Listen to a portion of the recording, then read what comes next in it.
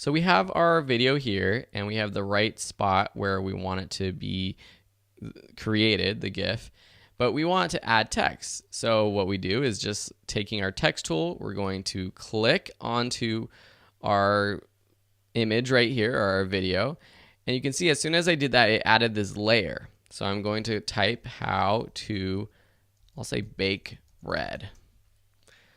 And then I'm going to take my move tool and move this around.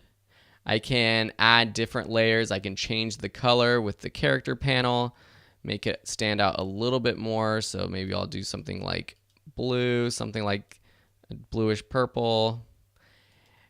But it still doesn't stand out quite as much as I want. So what I'm going to do is add a little background. So I'm going to take my shape tool. I have it set at white. And so I'm going to just create this bar over here.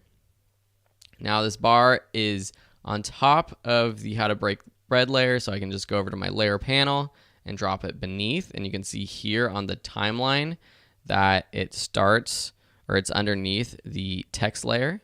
And I'm going to just drop the opacity a little bit. So I'm going to make it a little bit more opaque, so 50% or so.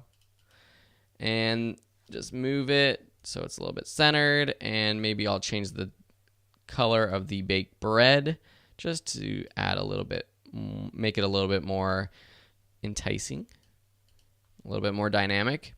Okay, so now you can see that this text was added where we are in the timeline, and I can zoom in on the timeline with this little zoom bar right here. So here is our whole GIF that we're going to animate, and then all of a sudden right here, our text appears. I want the text to appear a little bit later after I'm done setting the bread down on the cutting board. So I'm going to select both of these layers by clicking one and then holding shift down and clicking the next one and dragging them to the right. So right about there.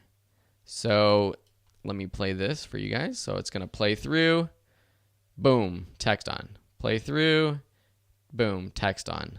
Play through, text on. So that's a pretty good little promo for this article, this tutorial that I've created. And the next thing we have to do is export it or save it.